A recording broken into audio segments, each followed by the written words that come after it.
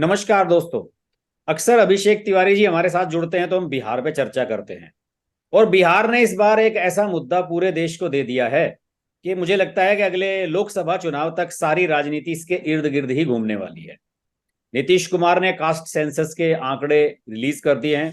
हालांकि आर्थिक आधार पर जो चीजें आनी थी वो अभी सामने आनी बाकी हैं। इसके अलावा सुप्रीम कोर्ट ने भी इस पर थोड़ा सा संदेहास्पद अपना रवैया दिखाया है। हालांकि उन्होंने डेट जनवरी में सुनवाई की रखी है कि हम जनवरी में इस पे फैसला लेंगे। तो मामला अभी राजनीतिक होने वाला है और जबरदस्त तरीके से बीजेपी को इस मुद्दे पर घेरने की कोशिश की जा रही है। लेकिन मैंने कुछ एक्सपर्ट्स से जब इस बारे में बात की तो उन लोगों का मानना था कि अगर आप राष्ट्रीय राजनीति को तो छोड़ दीजिए, केवल अगर बिहार की बात भी हम करें तो बिहार में भी बीजेपी के एस्पेक्ट्स पर इस जातीय जनगणना का कोई असर होने वाला नहीं है। क्योंकि बीजेपी ऑलरेडी यहां जिस तरीके से तैयारी कर रही है, जिस तरीके से उसने कुछ लोगों को आगे बढ़ाया है, उसने अपनी पार्टी के नेताओं को या अपने साथ जोड़ने की कोशिश की है दूसरे दलों को, तो लोगों को यह लग रहा है कि कास्ट सेंसस आ जाने के बावजूद भी बीजेपी ने अपना होमवर्क पूरा कर लिया है। तो मुद्दा बिहार से रिलेटेड हो तो अभिषेक तिवारी जी से बेटर पर्सन कोई हो नहीं सकता। अभिषेक जी, पहले तो ये बताइए कि बिहार में इस कास्ट सेंसस के जो आंकड़े आए हैं उसके बाद आम जनता में और राजनीतिक हलकों में क्या चर्चाएं हैं। इसके अलावा मैंने संतोष सिंह, वरिष्ठ पत्रकार हैं, इंडियन एक्सप्रेस के, शायद पटना में ही हैं, उनका जी। मैंने एक कार्यक्रम में उनका लाइव वो सुना था। तो उन्होंने ये कहा था कि देखिए, बिहार का आदमी अपनी जाति तो ईमानदारी से बताता है। जब उनके पास सर्वे हुआ तो जाति तो ईमानदारी से बताई, लेकिन लोगों ने जो अपनी आर्थिक स्थिति है उसको लोगों ने लगभग 20-25% तक घटा बढ़ाकर बताया। ज्यादातर लोगों ने कोशिश की कि हम कम बताएं अपनी आमदनी तो शायद हमें ज्यादा मिलेगा। तो आम जनता में और नीतीश कुमार बीजेपी में और जो दूसरे पॉलिटिकल वहां के सेटअप हैं उन सब में क्या प्रतिक्रियाएं हैं, पहले तो ये बताइए इस पर।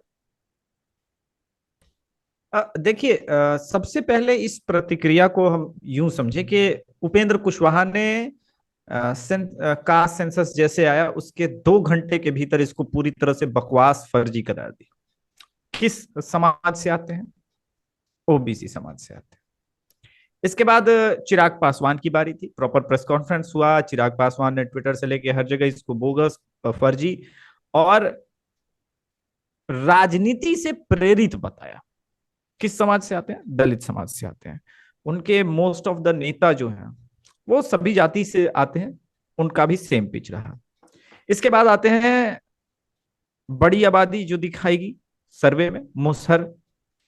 उसके नेता जीतन राम मांझी आते और कहते हैं ये पूरी तरह से बकवास, बोगस सर्वे है। और इसके अलावा लेफ्ट ने भी कई प्रश्न उठा दिए। ये क्यों हो रहा है? इसको समझने के लिए हमें चलना पड़ेगा आज से कम 40 साल पहले, जब बिहार में मंडल की राजनीति हो रही थी। उस राजनीति में अगर हम धुरी को देखें तो क्या ओबीसी, क्या ईबीसी और क्या शोषित वंचित वर्ग या क्या शेड्यूल कास्ट, शेड्यूल ट्राइब, ये सब एक पेज पे थे। इन सबको लगा था कि हमें राजनीतिक रूप से, हमें आर्थिक रूप से बराबर का सम्मान मिलेगा अगर हम ये वैचारिक लड़ाई जीत जाते हैं तो। ठीक। लेकिन 90 में लालू प्रसाद यादव की सरकार बनती है। सरकार बनने के साथ मंडल कमीशन की वो जो कहने को 206 जातियां दिखाई, किंतु अगर हम यथार्थ में जाएंगे तो बिहार में इस आंदोलन का लाभ मात्र 2-3 जातियों तक सिमट गया। उसके बाद यही हालात, चूंकि ये हम नेशनल परिदृश्य में इसको चर्चा कर रहे हैं तो इसमें पूर्वांचल का आना बहुत इंपॉर्टेंट है।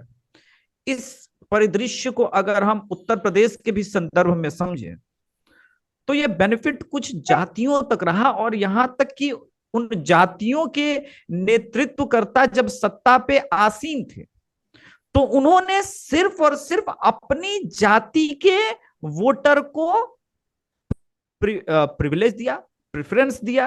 और नौकरी से लेकर के, अब आप को एक उदाहरण बताता हूं, लैंड फॉर जॉब स्कैम देखिए। आरोपी पक्ष के जितने लोगों ने अपनी नौकरी लगाने के लिए, जो एलिगेशन है कथित रूप से, लालू प्रसाद यादव के परिवार को जो जमीन दी, वो सारे नौकरी पाने वाले यादव, और नेतृत्व में कौन था? यादव। इसको समझना होगा। तो 90 के परिदृश्य को रिपीट करने का फॉर्मूला जो लालू प्रसाद यादव चाहते हैं, जिसकी जितनी आबादी उसकी उतनी भागीदारी, वो इस फॉर्मूले में है ही नहीं। वो फॉर्मूला है नरेंद्र मोदी के द्वारा जो रोहिणी कमीशन आया है उसके अंदर। अब अगर वो अप्लाई होता है तो लिटरली यादव क्लास जो है, एज अ कम्युनिटी जो है, बिहार और उत्तर प्रदेश के संदर्भ में, सभी सभी राज्यों में नहीं, इन दो प्रदेशों के संदर्भ में, चूंकि उनकी आबादी 10% के आसपास है, और बिहार में चूंकि 14 गोप, अहिर, इन सबको मिला करके 10 छोटी मोटी जातियों सबको यादव में डाल दिया गया, तो उनकी 14% है। तो इसका ये होगा कि उसके सिर्फ 3-4% यादवों को आरक्षण का लाभ मिलेगा, बाकी सब जनरल क्लास में आ जाएगा। तो ईबीसी के एक बड़े चंक या ओबीसी के एक बड़े चंक को लगता है कि इस सामाजिक न्याय के लड़ाई में कुछ जातियों की विक्ट्री हुई और हमारी तो हुई नहीं। हमारा नेतृत्व जो है वो भारतीय जनता पार्टी में सुरक्षित है, वो हमारा नेतृत्व करते हैं। जैसे उत्तर प्रदेश में स्वामी प्रसाद केशव प्रसाद मौर्य आए, बीजेपी के प्रदेश अध्यक्ष बने। आज बिहार में कुशवाहा जाति से सम्राट चौधरी है। उसी प्रकार से हम देखें तो उपेंद्र कुशवाहा अलग है। क्यों? और वो क्यों कह रहे हैं कि उनके पॉपुलेशन को घटाया गया, जबकि थर्ड लार्जेस्ट नंबर पे उनका नंबर है? फिर भी क्योंकि ये वास्तविकता है। मैं खुद भी कुशवाहा समाज के आंकड़ों को जब मैंने देखा तो मैं चौंका। मेरा ये स्पष्ट रूप से मानना है कि बिहार में 6% से वो कम नहीं है। एक पूरी की पूरी अगर लोकसभा को कोई प्रभावित कर रहा है, और एक दो नहीं मल्टीपल लोकसभा को अगर वो प्रभावित कर रहा है, तो उसकी जनसंख्या 3 या 4% नहीं है सर। इसी प्रकार से हमने देखा कि कुछ लोगों को तो बिल्कुल ही कम किया गया है। तो ये एलिगेशंस में दम है, ट्रांसपेरेंसी नहीं है, और जो अब ये बैकफायर कर रही है, और बैकफायर नीतीश कुमार को अधिक करेगी लालू प्रसाद यादव के बनिस्पत। मुझे ऐसा लग रहा है कि इस कास्ट सेंसस में देखिए हमें यह देखना पड़ेगा कि जिन्होंने किया, क्या वो ईमानदार थे? जैसे जिन शिक्षकों की बहाली हुई थी, मान लीजिए प्रधान के थ्रू, वो 1500 के ऊपर आए हुए थे, आज फुल फ्लेज सैलरी पा रहे हैं। क्या जब वो सेंसस कर रहे थे तो क्या वो ईमानदार थे? क्योंकि न्यूट्रल बॉडी करने के लिए नहीं बनाई गई थी, वो शिक्षकों को बना दिया गया। और यहाँ पे हर एक व्यक्ति जो है उसका अपना, बिहार में स्पेशली, व्यू पॉइंट है।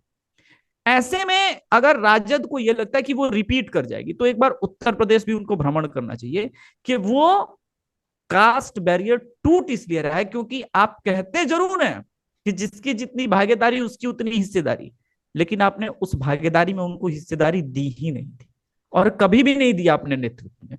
आप राजद के टिकट, सबसे कम तो कुर्मी निकल के आए। मैंने इसीलिए कहा कि ये एक नीतीश कुमार को शायद इस बात का आभास अभी नहीं होगा, किंतु जब लोकसभा के रिजल्ट आएंगे तो इसका आभास होगा। वो लोग जो इवन अभी कांग्रेस में को लगने लगा, राजस्थान में उसकी बात करने लगी है, मध्य प्रदेश में उसकी बात करने लगी है, तो इनको ये, इसके पीछे का लॉजिक यही है कि देखिए हमें तो पता है कि जैसे आजकल जो भी फिलिस्तीन और इजराइल के बीच हो रहा है, तो यहाँ एक बहुत बड़ा चंक है जो फिलिस्तीन के साथ खड़ा है। उसी प्रकार से उन्हें ये पता है कि हिंदुओं को जाति में बांट लेंगे, लेकिन वो चंक जो आज फिलिस्तीन के साथ खड़ा है वो वोट के नाम पे हमारे साथ खड़ा है। तभी आप देखिए इस पूरे मुद्दे पे किसी इंडियन अलायंस के एक आदमी ने इस पूरी घटना के ऊपर संवेदना तक नहीं जताया, ट्वीट तक नहीं किया, और ये नेशनल लेवल के लीडर्स हैं सर। सो ये देश की जनता देख रही है। पहले सोशल मीडिया का प्रादुर्भाव नहीं हुआ था, अब हो गया है। लोग समझते हैं कि राजनीति कहां हो रही है, और लॉन्ग टर्म में एक आंकड़ा आपको इंटरेस्टिंग बता रहा हूं सर। ओबीसी का वोट बीजेपी को बिहार में स्टेट इलेक्शन में, टोटल ओबीसी पॉपुलेशन का जो 61% है उसका 41% मिलता है, लेकिन लोकसभा पहुंचते ही आंकड़ा 47% हो जाता है। और यह आंकड़े 2014 और 15 के लोकसभा और 2015 और 2019 के लोकसभा से निकाले हैं। इसका मतलब क्या है? इसका मतलब यह है कि उन्हें विश्वास है कि जो प्रधानमंत्री ओबीसी समुदाय से हैं, पिछड़े वर्ग से हैं, उनके नेतृत्व पे उनको अधिक भरोसा है। क्यों भरोसा है अधिक? यानी एक ही दो समुदाय है ओबीसी का जो इस इंडी अलायंस के इस निर्णय के साथ सहमत नजर आ रहा है। और हमने कुछ काफी ग्राउंड सर्वे इस पे किया है। ये एक बहुत बड़ा लेटर ऑन ब्लंडर स्टेप साबित होने वाला है। और शायद इस बात को कर्नाटक की सरकार या पूर्वोत्तर में जो है, राजस्थान ने भी सेंसस कराए थे, उनकी सरकार ये समझती थी, क्योंकि उनको पता चला कि वहां भी आंकड़े इसी प्रकार से अलग है, उनकी सोच के विपरीत। ये क्यों है? क्योंकि न्यूट्रल आदमी नहीं है, उसके अंदर एक भाव है, और उस भाव को लेके जब वो सेंसस करने जाता है तो किसी का कम किसी का ज्यादा, अपने हिसाब से अपना अपना योगदान हो जाता है, और फिर ये आउटकम आता है। किंतु इसी वजह से लोकसभा या विधानसभा में जब वोटिंग होती है तो रिजल्ट उल्टा होता है। जैसे उदाहरण देता हूं सर, एक बीजेपी ने कभी सोचा था कि आज से 15 साल पहले, या बीजेपी के किसी समर्थक ने, कि हम जो है उत्तर प्रदेश के उन इलाकों को जीतेंगे जहां पे लोग कहते हैं कि सिर्फ मुस्लिम वोटर डिसाइडिंग फैक्टर ना? ये तो नहीं सोचा था ना, लेकिन जीत रहे हैं। क्यों? क्योंकि वहां पे एक्चुअल में जो डोमिनेंस है, कहीं हमने देखा रामपुर की, राजपूत है। रामपुर लोकसभा विधानसभा दोनों जीती है बीजेपी ने अभी। मैं वही कह रहा हूं सर, उसका कारण यह है कि एक्चुअल में वहां पे जो नंबर ऑफ पॉपुलेशन है वो वो कुछ बढ़ा और है। चढ़ा के बताई जाती है सब चीज। जी। हम्म। और ये जो ईबीसी का जो मामला है, अत्यंत पिछड़ा वाला जो है, ये 36% का, इसका किस तरीके से क्लासिफिकेशन किया है इन्होंने? इसमें क्या दिखाया है? एक दिखाया जा रहा है कि देखिए, ईबीसी 36%, तो ये तो बीजेपी के लिए फायदेमंद है इसमें तो बहुत सारा। अब यही यही समझ का फेर है ना, एक्सट्रीमली बैकवर्ड क्लास इज आप, फुल्ली इंटैक्ट। जी। हाँ, आपने जो है कुछ नेताओं के नाम लिए, मैंने भी कुछ नेताओं के नाम निकालने की कोशिश की थी कि बीजेपी ने आखिरकार क्या किया है। देखिए, एक तो सम्राट चौधरी आपने बताए, मेरे ख्याल में इससे जी। पहले संजय जायसवाल भी ओबीसी ही थे। जी। विधान परिषद में इनके नेता हैं हरी सैनी, वो जी। भी मेरे ख्याल में निषाद हैं, जी। एमबीसी से आते हैं। और जी। राज्यसभा का चुनाव हुआ था अभी एक सीट का, जो इनकी जगह भेजे गए, गोपाल नारायण सिंह की जगह ये शंभू शरण पटेल गए हैं। ये भी शंभूशरण पटेल गए हैं। ये ओबीसी कुर्मी कुर्मी धानुक, ओबीसी धानुक जाति से आते हैं ये भी। धानुक। सुशील मोदी, नंदकिशोर यादव, प्रेम कुमार, सभी ओबीसी हैं। Chief Ramkripal Yadav. Deputy deputy CM बनाए थे इन्होंने, दोनों के हम्म। दोनों। रेणु जी। और वो क्या नाम था उनका, किशोर, वो दोनों, तारकेश्वर। आर किशोर, जी। वो दोनों बैकवर्ड क्लास से थे। और इसके अलावा एक बीजेपी नेता का मैं बयान पढ़ रहा था, उन्होंने कहा था कि हमने जो ग्राउंड लेवल पे अपने पन्ना प्रमुख हैं, बूथ कमेटी हैं, शक्ति केंद्र बनाए हुए हैं, जो पंचायत लेवल पे मंडल कमेटियां, जिला कमेटियां, सभी में मैक्सिमम ओबीसी, ईबीसी, एमबीसी, इन सबको जो है रिप्रेजेंटेशन दिया गया है। तो इसमें मुझे पता तो हाँ। नहीं कि ये इससे हो सकता है कि कहीं ऐसा ना हो कि जो खास जात बिरादरी के जो लोग हैं, उन्हें कहीं ऐसा लगे कि हमें जानबूझकर, सबको लग रहा है कि कम दिखाया गया है। कुशवाहा ने कह दिया हमें कम दिखा दिया गया है। सैनी ने कहा। आप कह रहे हैं कि देखिए मांझी को हालांकि कुर्मियों से सबसे ज्यादा दिखाया गया, उन्हें उस पर भी ऐतराज है कि यार हमें उससे कम। अरे सर, सिर्फ मांझी को नहीं, मल्लाह को देखिए, मल्लाह भी प्रोटेस्ट में है, लोहार जाति के ये लोग मुकेश प्रोटेस्ट सैनी में है, वगैरह, बढ़ई। इनका क्या स्टैंड है इस पे? क्लियर स्टैंड है कि ये फर्जी सर्वे है। अच्छा, फर्ज, सब लोग फर्जी मान रहे हैं। हाँ, बढ़ई बढ़ई समुदाय जो है, हम्म। वो हिंदू जो है, बढ़ई हम्म। हिंदू जो आते हैं, उन्होंने कहा कि भाई ये पूरी तरह से फर्जी है। सो हम्म। आप जो, मैंने वही कहा ना कि 1990 के पहले उनका रिप्रेजेंटेशन नहीं था। कहा नहीं था? सत्ता में डायरेक्ट भागीदारी नहीं थी। अभी बीजेपी लार्जेस्ट पार्टी है, और लार्जेस्ट पार्टी इन लोगों को भागीदारी दे रही है डायरेक्ट, जिनको आप देने से चूक गए। इसी वजह से अब हिंदी बेल्ट में भी बड़े बड़े पत्रकार ये कभी नहीं कहती कि बीजेपी सवर्णों की पार्टी है। बीजेपी के बारे में एक बात अब यूनिवर्सल ट्रूथ हो गया कि बीजेपी सवर्णों की पार्टी नहीं, बीजेपी ओबीसी की पार्टी है। ओबीसी मतलब क्या? जहां पे यादव माइनस ओबीसी, हम्म। उत्तर प्रदेश और बिहार के संदर्भ में। और एक जो थॉट प्रोसेस है, कोई माने या ना माने, लेकिन वो पत्रकार जो धरातल पर है उनको पता चल जाएगा कि जो बाकी ओबीसी है वो यादवों को डोमिनेंट क्लास, अत्याचारी ठीक वही जो फिल्मी व्यू होता था किसी समय ठाकुर के प्रति जो दिखाया जाता था, वो आजकल वास्तविकता में वो इनके प्रति दिखाया ही नहीं जाता, बल्कि वो मानते हैं कि इनका राज आएगा तो भाई क्राइम बढ़ेगा, और किसके ऊपर? हमारे ऊपर बढ़ेगा, दमन हमारे ऊपर बढ़ेगा। बिल्कुल सो सही बात। ये जो एक भाव है ना, ये भाव बैकफायर कर रहा है, और अभी इनको अंदाजा नहीं हो रहा है। ये जितना इसको राजद और जदयू उठाएगी, बीजेपी चाहेगी कि इसको उतना ही वो आराम से कैजुअली हैंडल करे, क्योंकि उनके लिए ये बेनिफिशियल होने वाला है। उत्तर प्रदेश में मैंने देखा है कि अखिलेश यादव का भी जोश सा कुछ ठंडा हो गया है इसे देखने के बाद। उन्हें ये लग रहा है कि कहीं इसका ऐसा ना हो मामला उल्टा ही पड़ जाए, पता लगा कि अगर यहाँ पे पता लगा कि आपके 14% निकल के आए यादव, तो पता लगा यहाँ भी नहीं नहीं, 10 8 10% निकल के आए, तो पता लगा बाकी सब जातियां कहेंगी भैया तुम तो जाओ 8 10 के साथ ही, बाकी सब तो भाग जाएंगे इधर उधर, कोई मायावती के पास, नहीं, कोई भाजपा के पास। उसका कारण है सर, एक तो बिहार की डेमोग्राफी और उत्तर प्रदेश की डेमोग्राफी में मूल अंतर ये वाई कम्युनिटी का ही है। यहाँ पे ब्राह्मणों को आपने 3.5% दिखा, हालांकि मेरे कैलकुलेशन के हिसाब से 5.5% के आसपास है। ये एक दो नहीं, 8 लोकसभा में डायरेक्ट इम्पैक्ट क्रिएट करते हैं।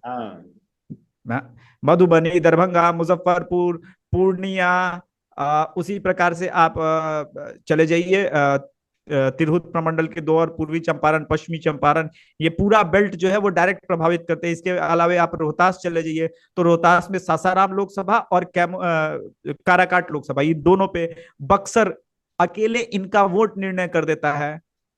तो आप जो काउंट कर रहे हैं वो देखना पड़ेगा कि उसका इंपैक्ट क्या है। उसी प्रकार से उत्तर प्रदेश में ये पॉपुलेशन लगभग 12.5% है, इसीलिए मायावती भी ब्राह्मण की राजनीति करती है, कांग्रेस भी, समाजवादी पार्टी भी, एक्चुअली में करे ना करे, लेकिन अब वो एंटी ब्राह्मण देखना नहीं चाहती। और इसी वजह से ये जो चेंज है, अब वहां पे आप अगर कास्ट सेंसस कराते हैं उत्तर प्रदेश के संदर्भ में, तो पता चला कि भागीदारी ही बदल जाएगी। आप हैं 8%, और ब्राह्मण और क्षत्रिय मिलके हो जाते हैं 21%। अगर हम बलिया को, गाजीपुर को जोड़ लें, तो बुमियारों की 1.5% ऐड करनी पड़ेगी आप। उसके अलावे सैनी है, निषाद है, पटेल है, जो कोर बीजेपी का वोटर है। अगर हम इन सबको इंक्लूड करें, इनफैक्ट लार्ज चंक में हमने पश्चिमी लास्ट टाइम 2022 में देखा कि तमाम किसान आंदोलन और फर्जी के बावजूद लार्ज चंक में लगभग 20-30% जाटों ने लगातार वोट किया, गुर्जर है। सो ये मिला के बीजेपी का वोट शेयर कितना पहुंचता है? 50-51% के आसपास विद अलायंस। अब आप जिसकी जितनी भागीदारी करेंगे तो ये 51% बोलेगा ना कि हमारी भागीदारी फिर होने, तो फिर तो ठीक है, बीजेपी ठीक ही कर रही है। इसी वजह से ये जोश ठंडा पड़ रहा है, और अखिलेश यादव को शायद किसी ने समझाया होगा कि बिहार से अपनी तुलना मत करो, बिहार की डेमोग्राफी और उत्तर प्रदेश की डेमोग्राफी में हाँ, मैं बहुत ये तो कह अंतर रहा हूँ है। कि वो ज्यादा जोश में नहीं है, उन्होंने ये नहीं कहा, अब नहीं उनका रिसेंट कोई बयान आया कि हम भी कास्ट सेंसस कराएंगे। मुझे लग रहा है थोड़ा सा उन्हें धक्का लगा है, और उन्हें लग रहा है कि इसके नतीजे आने के बाद जो प्रतिक्रियाएं आती हैं और जो तथ्य सामने आते हैं, वो जो सोचता है इंसान बिल्कुल उसका उलट ही होता है। मुझे लगता है कि ये इनसे इनसे तो शायद नीतीश कुमार को भी कुछ चीजों को देख के जरूर झटका लगा होगा कि हैं क्या ऐसा हुआ है। अब देखिए, नीतीश कुमार को अभी तो शुरू में ये लग रहा है कि चलो ठीक है, कुर्मी 2.8% है, धानुक भी लगभग 2.5% है, तो मैं हूं फाइट में। लेकिन एक्चुअल में ये नंबर कम हो जाएगा, क्योंकि आपकी कम्युनिटी कभी भी लैंडस्लाइड यादवों या मुसलमानों की तरफ वोट करती नहीं है। सो अब आप 4% के लीडर माने जाएंगे, और फिर कहा जाएगा आपसे कि आप सत्ता से उतरिए। सो इसी वजह से नीतीश कुमार के लिए जो है स्थिति ठीक नहीं है। ये बात जदयू के बहुत सारे लीडर समझ चुके हैं कि इसमें जो खेल हुआ है, और कैसे बहुत सारी जातियों को इंक्लूड करके एक यादव जाति बना दी गई है। अभी एक बड़ा किसी बड़े नेता का जो बयान आया यादव था चौदह बिहार। परसेंट दिखाया गया है, इस पे किसी को डाउट है कि ज्यादा दिखाया गया है? किसी को नहीं, बहुत सभी लोगों का मानना है। कितना वैसे क्या लेकिन मानना है लोगों का कि मतलब कितना ज्यादा दिखाया गया है? क्या है? अब अगर उपेंद्र कुशवाहा के हिसाब से कहें तो 1-2% ज्यादा दिखाया गया है। उसी हिसाब से अगर आप देखें, श्री रविशंकर की जो ये थी प्रेस कॉन्फ्रेंस, उसमें भी उनको बताया गया कि किसी को ज्यादा दिखाया गया है। जीतन राम मांझी का भी मानना है ज्यादा दिखाया गया है। इंपॉर्टेंट वो नहीं है, इंपॉर्टेंट ये कि जो नहीं, नैरेटिव तो बिल्ड अब हुआ मैं है। यहाँ पे आपको रोकता हूँ। यहाँ पे अगर ज्यादा दिखाया गया है तो इसका मतलब जो जनगणना करने वाली टीम थी, या तो वो सब तेजस्वी के ज्यादा प्रभाव में थी, या तेजस्वी कंट्रोल कर रहे थे इन चीजों को, अगर ऐसी बात है। अभी इस अब इसका उत्तर तो उन नेताओं से पूछना पड़ेगा कि वो किस संदर्भ में कह रहे हैं। हम्म। लेकिन एक पत्रकार के दृष्टिकोण से हम ये नहीं कह सकते, हमको ये समझना पड़ेगा कि ठीक बात है जो अभी एक बड़े बीजेपी के लीडर ने कहा कि वो यादव नहीं, वो तो गरेड़िया समुदाय से आते हैं। तो क्या गरेड़िया, गोप, अहिर, गोपाल सबको यादव में डालने के बाद जो ये 14% बना है वो कितना इंटैक्ट रहता है? क्योंकि हमने अपने ही इसी 2020 में जब मैं गया था कवर करने, तो मैंने देखा कि वही तिरहुत प्रमंडल का यादव लालू प्रसाद यादव को वोट नहीं कर रहा है। वही तिरहुत प्रमंडल से इधर आ जाते हैं, महुआ में, छपरा चले जाते हैं तो एकदम ब्लाइंड सपोर्टर है, सिवान में ब्लाइंड सपोर्टर्स मिल जाते हैं। लेकिन वही जो है अगर हम चले जाते हैं बिहार में ही, जैसे कि दरभंगा चले गए, मुजफ्फरपुर चले गए, मोतिहारी चले गए, तो वहां ये बदल जाता है क्लास। वहां पे कई मामलों पे वो क्रिटिसाइज करने लगता है, या इनफैक्ट वो बीजेपी का वोटर रहता है। क्योंकि आपको ये नहीं भूलना चाहिए, हुकुमदेव नारायण यादव इसी बेल्ट से हैं, बीजेपी के बड़े बड़े लीडर। सो उनका भी प्रभाव होता है ना सर, वो कितना रिलेट करते हैं। तो ये हम्म। बैकफायर इसलिए करेगा क्योंकि अब ओबीसी का प्रतिनिधित्व जो है वो यादव तक सीमित नहीं है। वो खुद सत्ता में आना चाहता है, चाहे वो 2% आपने कहा उसको या 2.5% कहा हो। तो आप उसकी भागीदारी कैसे तय करेंगे? सिर्फ जमीन और आर्थिक रूप से नहीं होता। वो नौकरी में की वजह से वो जानता है कि नौकरी तो हमें मिल ही रही है, वो इंपॉर्टेंट नहीं है। अब वो सत्ता में भागीदारी चाहता है। हाँ, वही बात। और और सत्ता में भागीदारी आप देते नहीं, आप हर जगह से यादव या मुस्लिम कैंडिडेट खड़े करते हैं। तो आपके साथ क्यों जुड़ेगा? तो आज इसके बाद जो है, अब जो इंडी अलायंस है उसकी बिहार को लेकर क्या रणनीति होगी, और आप क्या मानते हैं कि जो ऐसी तो बहुत सारे राज्य हैं जहां पे बीजेपी की सरकारें नहीं है, कास्ट सेंसस की बातें वहां पर भी उठ रही थी। तो इन दोनों सवालों के जवाब अलग अलग मैं चाहूंगा कि बिहार में अब लोकसभा सीटों का जो बंटवारा होगा इंडी अलायंस के अंदर, वो किस तरह से इससे प्रभावित होगा, और फिर दूसरे राज्यों पर अब इसका क्या प्रभाव पड़ेगा। देखिए, दूसरे राज्यों पे इसका उतना प्रभाव नहीं होगा, भले हरियाणा में लोग बात करें या राजस्थान में बात करें। हालांकि कास्ट की राजनीति हरियाणा में भी उतनी है, राजस्थान जगह है, में भी है, राजस्थान में कर्नाटक। तो बहुत भयंकर है। हाँ, भयंकर है, मैं वही कह रहा हूँ, राजस्थान में भी उतना ही है, कर्नाटक में भी। जब ठीक है, सब हमारा जगह पोल है, जो भी सब रहा जगह हो। है। हम लोगों को लगता है ऐसा है, तमिलनाडु में चले जाइए, वहां भी छोटे छोटे पॉकेट्स में बहुत सारी चीजें, बहुत जो छोटी छोटी सब कैटेगरीज हैं, बहुत सारा है, सब जगह है। हाँ, तो ये कास्ट की राजनीति हर जगह है। हम्म। किंतु अब समय बदल गया है। मैं कास्ट की राजनीति को अब डायरेक्टली लिंक करने लगा हूं सत्ता की भागीदारी राजनीति से। हाँ, अब चाहे वो वो एमएलए का नौकरी वाली चुनाव। बात नहीं है, अब वो नौकरी वाली बात किसी की नहीं रही। पहले तो केवल अब रिजर्वेशन तक सीमित था। अब तो अब सब शक्ति की हमें बात है, कितने एमपी पावर। एमएलए दिए आपने, सब बात है। हाँ, अब पावर ग्रैबिंग की आपने आपने वो उत्तर प्रदेश का एक शो किया था कि स्मार्ट वोटर निकले, जब यूपी को आप कवर कर रहे थे, पटेल। आप देखिए, पटेल कम्युनिटी में भले कम हो, लेकिन उन्होंने समाजवादी के साथ भी अच्छा अलायंस बनाया, बीजेपी के साथ भी, और अपने नंबर ऑफ विधायक एमएलए जो है अपनी पॉपुलेशन से अधिक बना लिए। हम्म। उत्तर प्रदेश के पूर्वांचल में ये रिकॉर्डेड है। अगर आप देखें तो समाजवादी पार्टी से भी पटेल समुदाय के लोग जीते। उनकी बहन जीत गई अनुप्रिया पटेल की, अरे अभी और अभी हराया तो भी। ये सब जो जाट राजनीति वगैरह वेस्ट यूपी में पिछले 2-3 चुनावों से आई है, इसकी वजह से जाटों का प्रतिनिधित्व तो बहुत बढ़ गया। सांसदों की मैं संख्या वही कह पहले से ज्यादा बढ़ गई, विधायकों की संख्या पहले से ज्यादा बढ़ गई। मैं वही कह रहा हूं, तो जो राजनीति करेगा अपनी कास्ट की, फिर उसकी उसकी प्रतिनिधित्व बढ़ने लगेगी। तो क्या लालू प्रसाद यादव या अखिलेश यादव अपनी जाति का प्रतिनिधित्व कम करने को तैयार होंगे लोकसभा और विधानसभा के इसमें? ये बहुत मिलियन डॉलर क्वेश्चन है सर। हम्म। नहीं होंगे। और जब नहीं होंगे आप, तो आपके साथ अन्य ओबीसी खड़ी क्यों होगी? इन्हें क्या उन परिवार वालों के भी इन्हें कम करने पड़ेंगे टिकट। अब एक परिवार से 4-4 5-5 लड़ रहे थे, तो उसमें भी कटौती करनी पड़ेगी आने वाले समय में तो। कैसे करेंगे? आपको लगता है कि पाटलिपुत्रा से किसी और को वो टिकट दे देंगे, या छपरा से किसी और को टिकट दे देगी आरजेडी? ये संभव ही नहीं है। नहीं, मैं कह रहा हूं कि अगर इस सबकी भागीदारी की अगर बात करेंगे, तब करना पड़ेगा। करेंगे नहीं, वो तो अलग बात है, वो नहीं करेंगे उसका नतीजा भुगतेंगे, वो तो बात है ही। अब वही, अब फिर जब आप इस प्रश्न का उत्तर चाहते, तो फिर वही बात हो जाते है सत्ता पावर। और सत्ता और पावर जब आप कास्ट लाइन पे ही चल के लिए है, तो आपसे वो आपका मुख्य कास्ट जैसे छूटेगा, फिर वो भी दक जाएगा। हाँ बोला गया अब तो ये हमारे भी नहीं रहे, क्योंकि आपने जो वार शुरू करा है कास्ट का, सबके अंदर वो जब इच्छा शक्ति जगी कि हम सत्ता के भागीदार हैं, तो पहले तो 90 के दशक में सबको लगा कलेक्टिव है, लेकिन फिर जल्दी रियलाइज हुआ कि नहीं, कलेक्टिव नहीं है, सिर्फ एक कास्ट को सत्ता मिली है, हम वहीं के वहीं रह गए। तो हमें अपने बीच से नेतृत्व उठाना होगा। उनके बीच से वो नेतृत्व उठा, उनके बीच से जब नेतृत्व उठा, जैसे कि मान लीजिए चौधरी चरण सिंह उठे, तो उससे क्या हुआ, जाटों को लगा कि हमें हमारा प्रतिनिधित्व मिला। लेकिन मूल रूप से जाट जो है वो समाजवादी पार्टी के धुर विरोधी रहे टिल दिस इलेक्शन। हाँ तो जैसे समाजवादी पार्टी की जब सरकार आई, तो जाटों को पहला चीज क्या लगा, ये नहीं लगा कि उनकी सत्ता ब्राह्मणों ने ग्रैब की है, उनको ये लगा कि उनकी सत्ता चली गई और उनके जगह पे यादव सत्ता में।